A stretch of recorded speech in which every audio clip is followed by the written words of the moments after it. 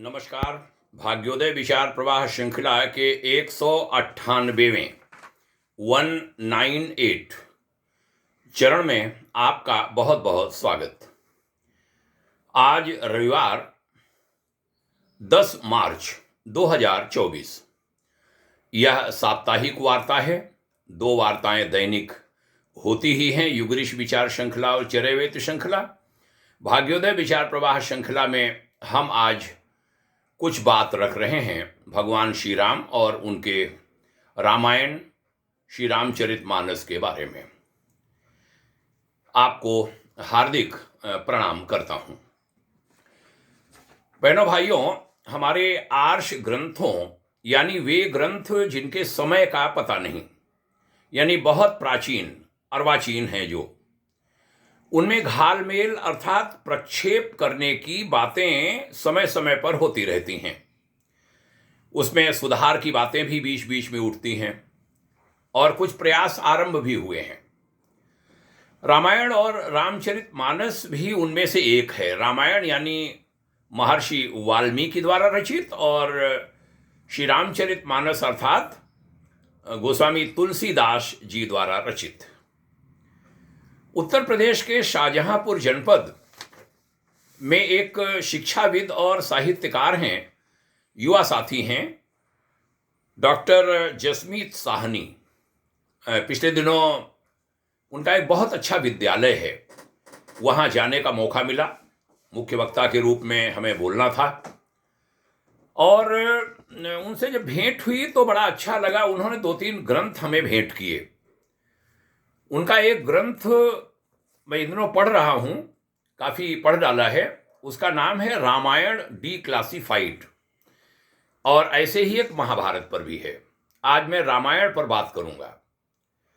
उन्होंने इस ग्रंथ में ऐसे अनेक विषय उठाए हैं, साथ ही भगवान श्री राम पर इन 2 ग्रंथों के अलावा, जो 2 ग्रंथों माने रामायण और मानस के अलावा जो ग्रंथ लिखे गए हैं, उनकी सूची भी इस लोक को दी है।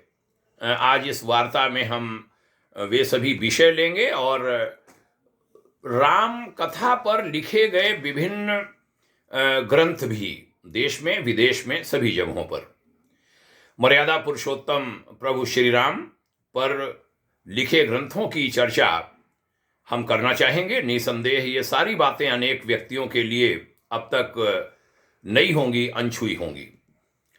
डॉक्टर साहनी ने जिन विषयों पर बड़े तर्कपूर्ण और मैं कहूँगा वैज्ञानिक ढंग से विश्लेषण प्रस्तुत किए हैं, उनके शीर्षक यहाँ पर मैं समयाभाव के कारण बोल पा रहा हूँ। कभी विस्तार से हुआ उन पर चर्चा की जा सकती है।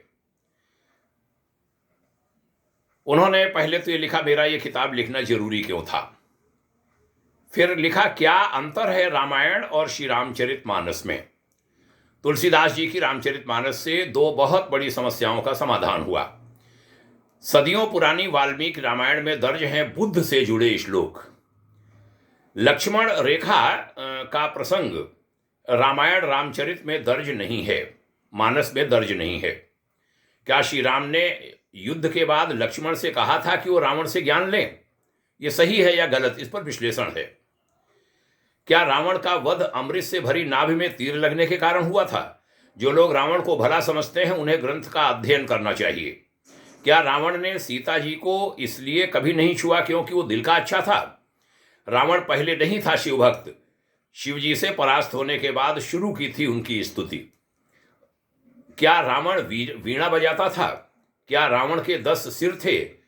भगवान श्री राम की एक सगी बहन भी थी, बड़ी बहन। किस प्रकार श्री हनुमान जी ने समुद्र को पार किया था? क्या हनुमान जी औषधियों वाला पूरा पहाड़ लेकर आए थे? कैसे बनाया गया था राम सेतु?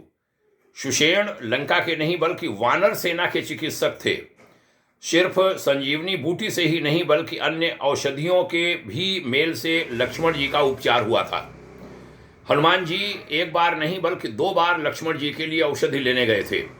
जड़ी बूटियां ला रहे थे श्री हनुमान जी, उनको नहीं लगा था भरत का तीर। सीता जी के स्वयंवर का आयोजन नहीं हुआ था। भगवान श्री राम ने नहीं कही थी सुग्रीव से वो आपत्तिजनक बात। महर्षि वाल्मीकि जी ब्राह्मण थे। क्या अंगद ने रावण के दरबार में ये कहा था, यदि मेरा पैर उठा लेगा तो हमारी पूरी सेना हार मान लेगी? शबरी के झूठे बेर वाला प्रसंग रामायण व रामचरितमानस में दर्ज नहीं है। रामायण में दर्ज नहीं है गिलहरी वाला वृत्तांत। कभी नहीं हुआ था लक्ष्मण जी और भगवान परशुराम जी के बीच विवाद। कौन थे वानर, सेना के वानर? रामायण ग्रंथ में दर्ज है विलुप्त हो चुके 4 दांत वाले हाथियों का विवरण। जब जीरो की खोज आर्यभट्ट ने की थी तो हजारों साल पहले रामायण के काल में गिनती कैसे होती थी? रामायण ग्रंथ के सारे श्लोक अनुष्टुप छंद से लिए गए हैं। भगवान श्री राम कौन सी भाषा का प्रयोग करते थे? पत्थरों पर नाम लिखने वाला प्रसंग सनातन इतिहास के विरुद्ध सबसे बड़ी साजिश है। रावण का पक्षधर होने के बावजूद भी श्रीलंका खुद भी मानता है रामायण को सच्चा इतिहास। श्रीलंका में श्री हनुमान जी का मंदिर है। श्रीलंका का ऐसा शिव मंदिर जिसमें है रावण जी की प्रतिमाएं, रावण की भी प्रतिमाएं। श्रीलंका में अग्नि परीक्षा स्थली पर बना है मंदिर। श्री राम कथा में समाहित है एक आश्चर्यजनक फिलॉसफी। ये उसके अध्याय हैं और बहुत सुंदर उसमें विवरण है, तार्किक विवरण है। अच्छा लगा उन सबको पढ़कर। अब मैं जो श्री रामचरित मानस और रामायण के अलावा जो ग्रंथ लिखे गए हैं उनकी चर्चा यहाँ कर रहा हूँ। उनके विषय केवल ले रहा हूँ। वाल्मीकि रामायण जिसको अभी कहा, अध्यात्म रामायण, अद्भुत रामायण, श्री रामचरित मानस जिसकी चर्चा अभी की, पदमचरित, रामायण पुराण, राम विवाह, नाकर रामायण, उद्धव रामायण, सीतानो सोहलो, मही रावण आख्यान, सीतायाम संदेशा, रामचरित्र, देव विजयगणी,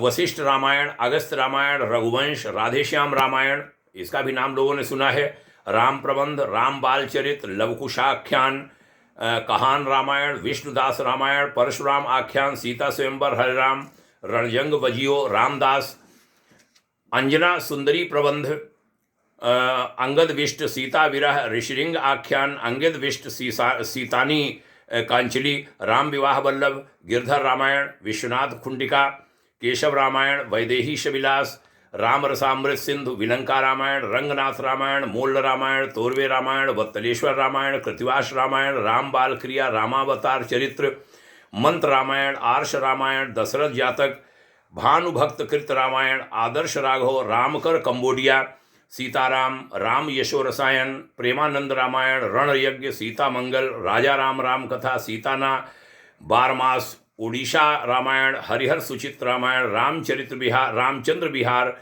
नृसिंह पुराण, पीताम्बर रामलीला, भास्कर रामायण, रघुनाथ रामायण, कुमुदेंदु रामायण, रामचरित चरित पुराण, कथा रामायण असमिया, भावार्थ रामायण, गोविंद रामायण, कंब रामायण, गिरधर रामायण, अनामक जातक, गोविंद कथानक, सुंदरानंद रामायण, सिद्धिवास महाजू, तिब्बती रामायण, खोतानी रामायण, पातानी राम कथा, खेतर राम, खमैर रामायण, राम कियेन, तैरानो वशचोरी, योबुशुशु, इरा वाता रामम, ककविन रामायण, सैरी राम, राम कीर्ति, राम बरशु, युतोकी रामायगमनम, मह लादिया लाबन, दशरथ कथानक। ये ग्रंथ हैं जो भगवान राम की कथाओं से जुड़े हैं और वो लिखे गए।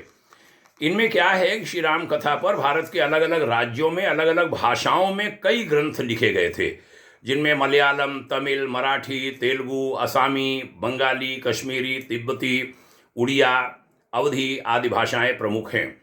न सिर्फ भारत के विभिन्न राज्यों में बल्कि भारत के बाहर अन्य कई देशों में भी राम कथा के उल्लेख मिलते हैं, जिनमें Nepal, Thailand, Burma, Philippines, Laos, Japan, Mongolia, Vietnam, China, तुर्की, ईरान आदि प्रमुख हैं। इन सब भाषाओं, राज्यों और देशों को मिलाकर श्री राम कथा पर लगभग 300 ग्रंथ लिखे गए थे, जिनमें महत्वपूर्ण ग्रंथों के नाम हमने अभी आपके सामने लिए। तो कहना ये चाहूँगा कि बहुत कुछ मिलावट भी इस प्रक्रिया में कहीं आ गई, जिसको फिल्मों में भी हमें दिखाया गया। उस पर चर्चा भी होती है कि सीता जी का वनवास नहीं हुआ था, ये बातें भी कही जाती हैं। तो इन पर विभिन्न लोग शोध भी कर रहे हैं, सही तथ्य तार्किक लेकिन वैज्ञानिक ढंग से सामने लाने की बात है।